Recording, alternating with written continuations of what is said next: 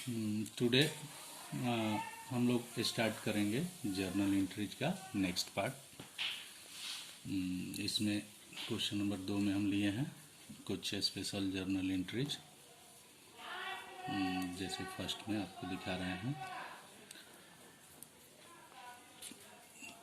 Ram who owed ₹10,000 has become insolvent, he pays 50 paise इन ए रूपी in full settlement.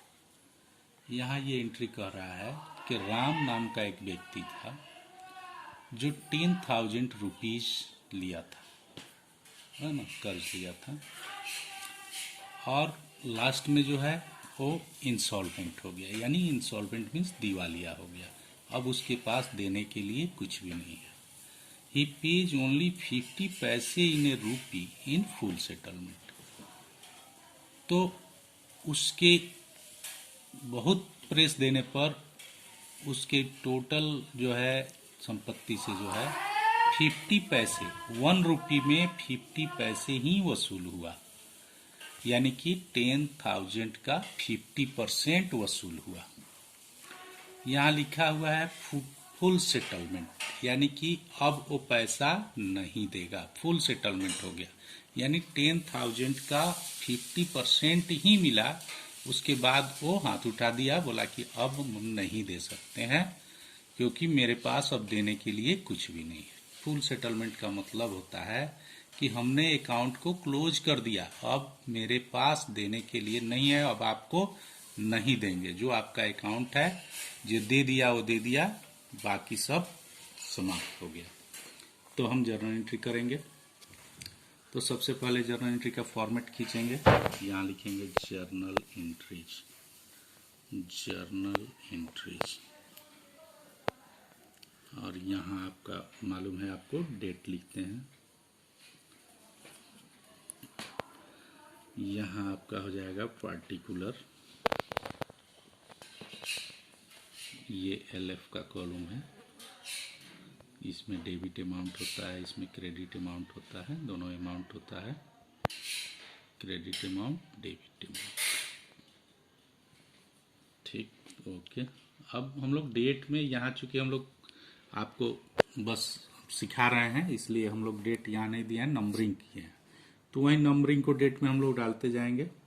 First number हम लोग solve कर रहे हैं, फर्स्ट नंबर ट्रांजेक्शन का एंट्री कर रहे हैं हम लोग जर्नल एंट्री। तो यहाँ कह रहा है कि राम जो है 10,000 का डेप्टर था, अब वो इंसॉल्वेंट हो गया, उससे वसूल हुआ सिर्फ 50 पैसे। तो जितना हमको रिसीव होता है उसको डेबिट करते हैं, ठीक है, कमसिन को डेबिट करते हैं।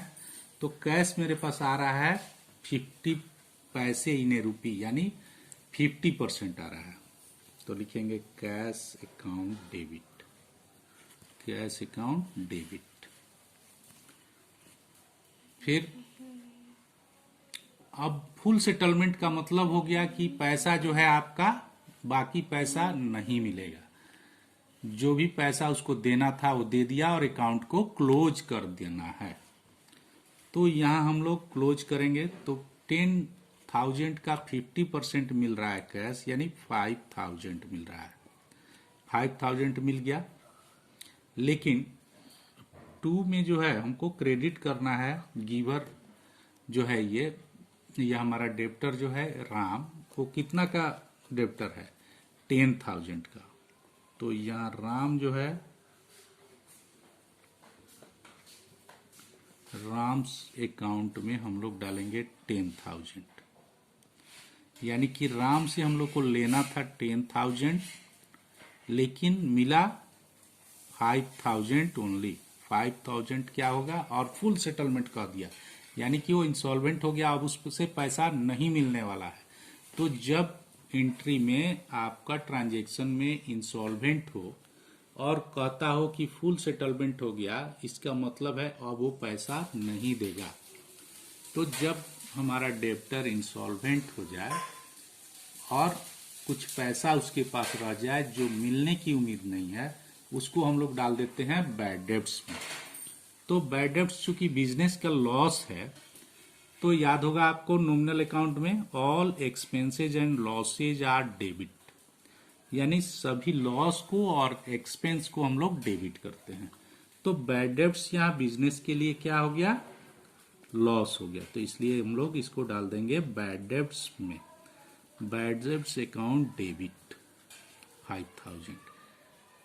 अब 10,000 उससे लेना था, 10,000 में 5,000 हमको मिल गया, 5,000 जो है लॉस चला गया, इसलिए इसको बैड डेब्ट्स में डाल दिया।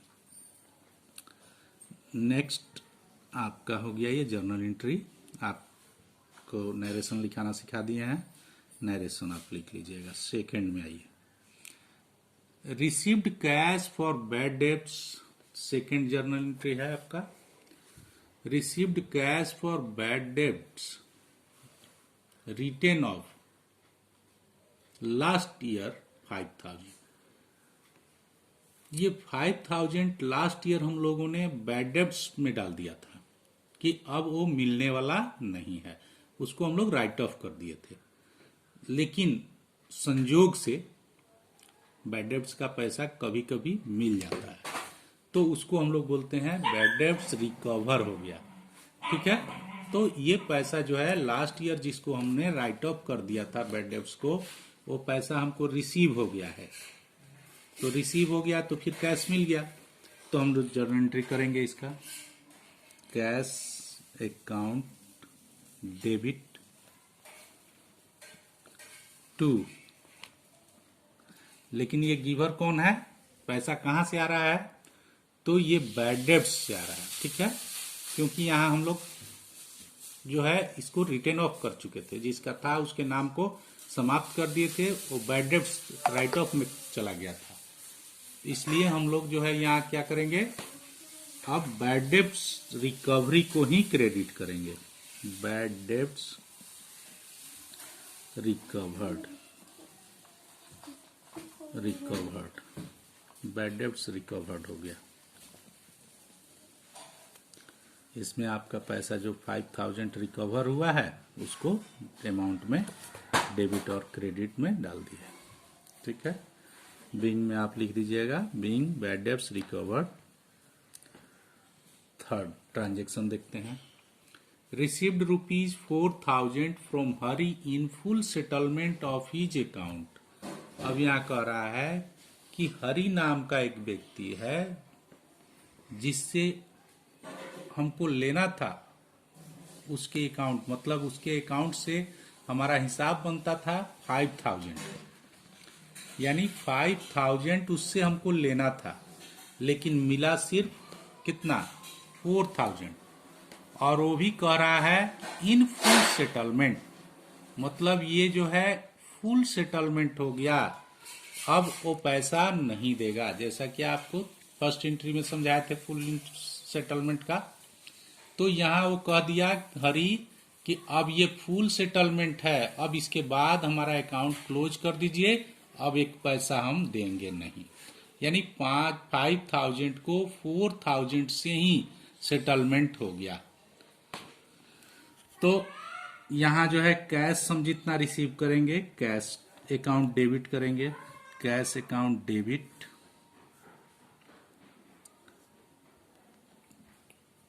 लेकिन अकाउंट्स जो है हरी हमारा डेब्टर जो है कितना का है, हरी तो है 5,000 का, हरीज अकाउंट में हम लोग डालेंगे 5,000 और रिसीव हुआ 4,000। अब सवाल है कि अगर हम ये एंट्री करते हैं 4,000 5,000, तो अकाउंट के रूल रेगुलेशन के हिसाब से डेबिट और क्रेडिट इक्वल होना चाहिए। यहाँ इक्वल नहीं हो रहा है। अब आप अकाउंटेंट हैं तो मालिक आपको ये आरोप लगा सकता है कि हरी जो है 5,000 का डेब्टर था, तो ये 4,000 ही उससे मिला और उसका अकाउंट क्लोज कैसे हो गया। तो इसको डिटेल में जाने के लिए आपको अपना क्लैरिफिकेशन देना होगा कि ये 1,000 जो है डिस्काउंट में दिखाना होगा। फुल सेटलमेंट हो गया और जितना भी पैसा आपका बच जाता है जो पार्टी नहीं देती है उसको हम लोग डाल देते हैं डिस्काउंट में। ठीक है। तो यहाँ डाल दिए डिस्काउंट अकाउंट डेबिट, क्योंकि जो भी हमारा लॉस होता है डेबिट करते हैं, तो यहाँ लॉस हो रहा है 1000 का, तो 1000 को डेबिट कर दिए। ठीक है, नरेशन आप लिख लीजिएगा। नेक्स्ट 4 में हम आते हैं। Received ₹4000 from Hari on his account. अब देखिए यहाँ क्वेश्चन आपका बदल गया, सेम कंडीशन है, 5000 इसके पास था, 4000 दिया और बोल दिया कि फुल सेटलमेंट हो गया, यानी अब पैसा नहीं देंगे।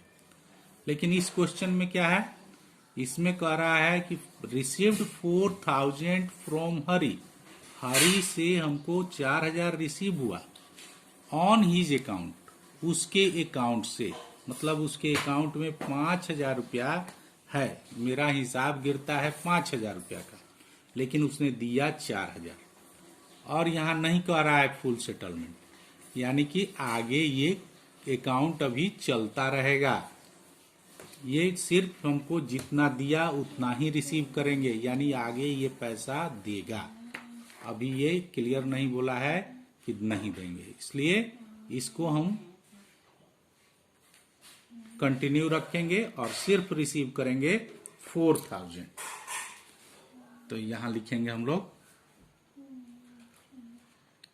कैश उससे रिसीव कर रहे हैं जितना उतना, cash account debit to Hari account,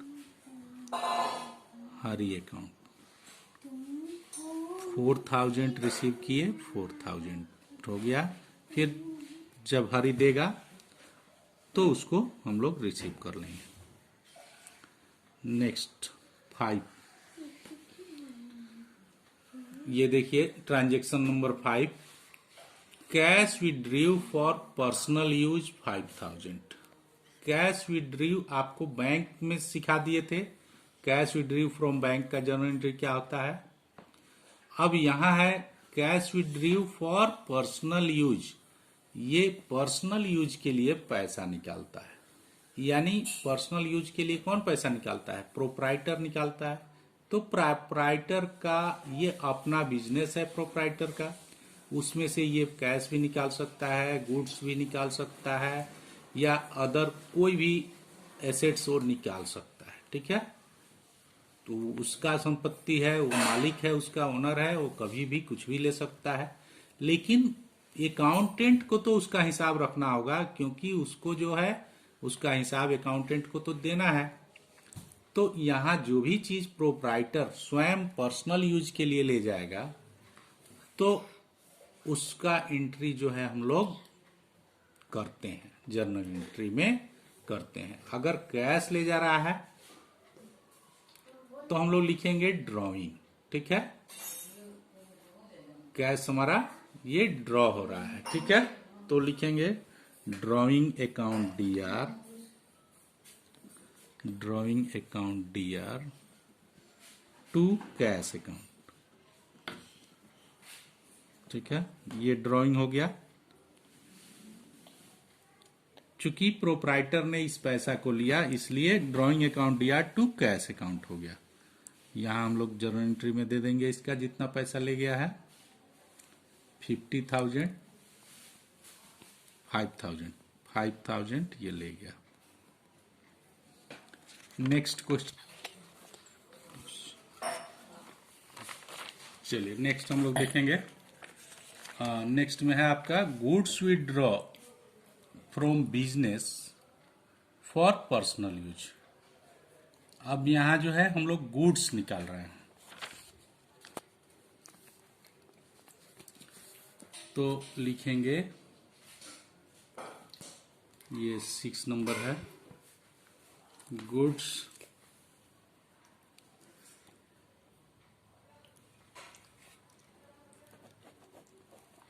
drawing account debit to purchase account, purchase account. कितना रुपए का गुड्स निकाल रहे हैं,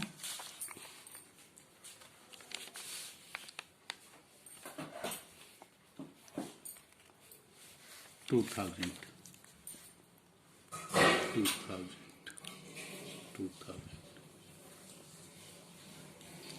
नरेशन लिख लीजिएगा।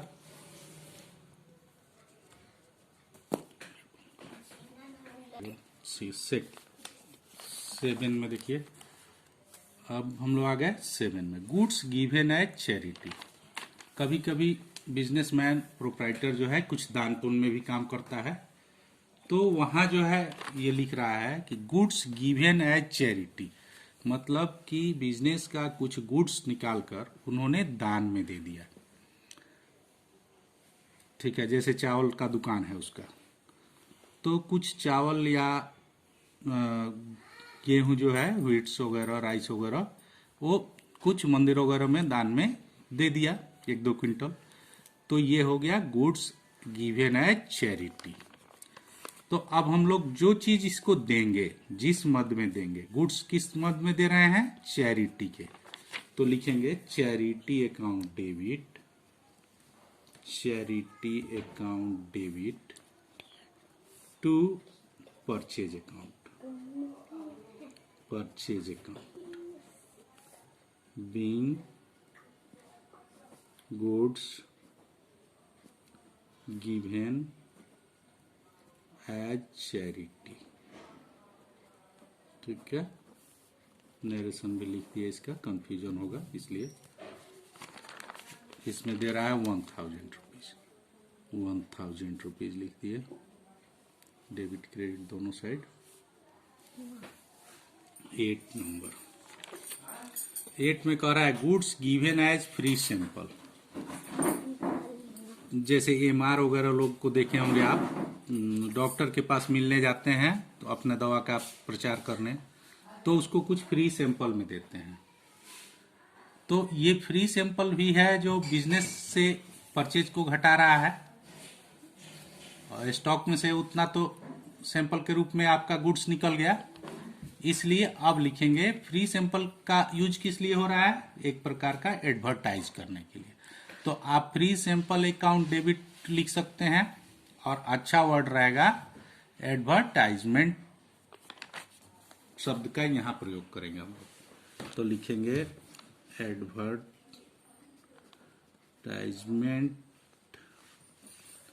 Expense account debit to purchase account, purchase account.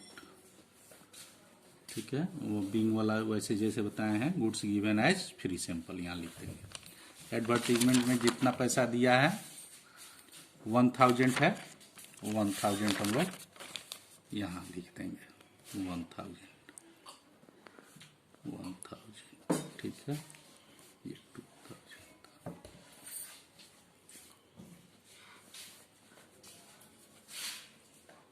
अब next 9, goods use to make assets.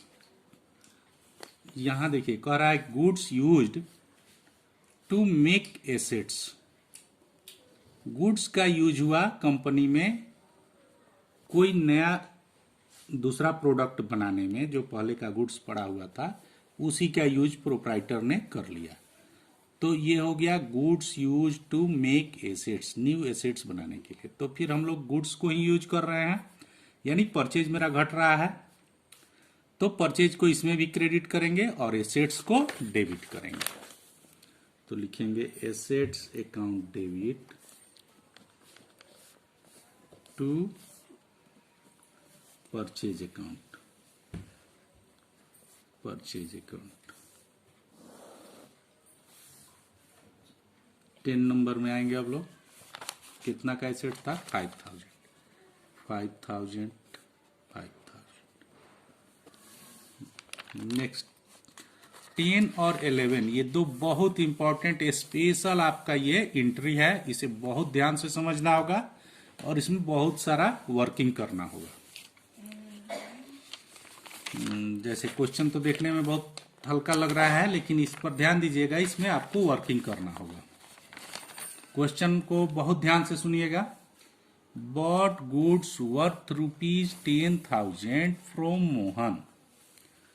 यहाँ कह रहा है बॉट गुड्स। गुड्स जो है मोहन से 10,000 रुपीज का खरीदा गया। ठीक है, मोहन से 10,000 रुपीज का खरीदा गया। On trade discount 10% trade discount and 2% cash discount and paid 40% cash immediately. यहाँ कह रहा है कि 10,000 का मोहन से गुड्स खरीदा गया, परचेज किया गया, जिसमें 10% ट्रेड डिस्काउंट मिला और 2% कैश डिस्काउंट मिला। अब यहाँ हम लोग यहाँ दोनों बहुत डिफर कर रहा है। यहाँ देखिए ट्रेड डिस्काउंट का मतलब हो गया ये नो एंट्री, इसका कोई एंट्री नहीं होता है, इसका नो एंट्री, इसका कोई एंट्री नहीं होगा। ये आपको समझाने के लिए लिख रहे हैं। ट्रेड डिस्काउंट सिर्फ माइनस हो जाएगा, इसका एंट्री जर्नल बुक में नहीं होता है। फिर हम लोग आ जाएंगे, लेकिन ये पैसा लेस होगा, ये जितना है 10,000 उसमें से 10% लेस हो जाएगा। लेस होने के बाद जो आएगा उसी को हम लोग परचेज वैल्यू कहेंगे। और ये कैश डिस्काउंट, ये कैश डिस्काउंट क्या है? ये जनरल डिस्काउंट नहीं है, ये आपको जितना कैश आप पेमेंट कीजिएगा, जितना कैश पेमेंट कीजिएगा आपको उतना ही पर डिस्काउंट मिलेगा। ठीक है, ये भी क्लियर हुआ आपका कि ट्रेड डिस्काउंट का रिकॉर्डिंग नहीं होता है, एंट्री नहीं बनता है, लेकिन ये लेस होता है। लेस होने के बाद जो पैसा आता है वही हमारा परचेज वैल्यू हो जाता है, कॉस्ट ऑफ गुड्स हो जाता है। और कैश डिस्काउंट में क्या समझा है? कैश डिस्काउंट तभी मिलेगा जब आप इमीडिएट कैश पेमेंट करेंगे एंड पेड 40% कैश इमीडिएटली। अब यहां कह रहा है कि हमने खरीदा और उसको 40% कैश तुरंत दे दिया, यानी कि इस 40% कैश पर ही ये डिस्काउंट डिपेंड है। 40% जो हम कैश दिए हैं उसी कैश पर ये 2% डिस्काउंट मिलेगा। आइए क्वेश्चन को अब हम लोग सॉल्व करते हैं। तो इसके लिए थोड़ा सा वर्किंग आपको करना होगा, पहले हम लोग वर्किंग कर लें। तो देखिए इस क्वेश्चन का वर्किंग हम यहाँ करते हैं। मानिए कि हम लोग के पास जो है ये टोटल 10,000 का हम लोग परचेजिंग किए, इसमें से हम लोग माइनस कर दिए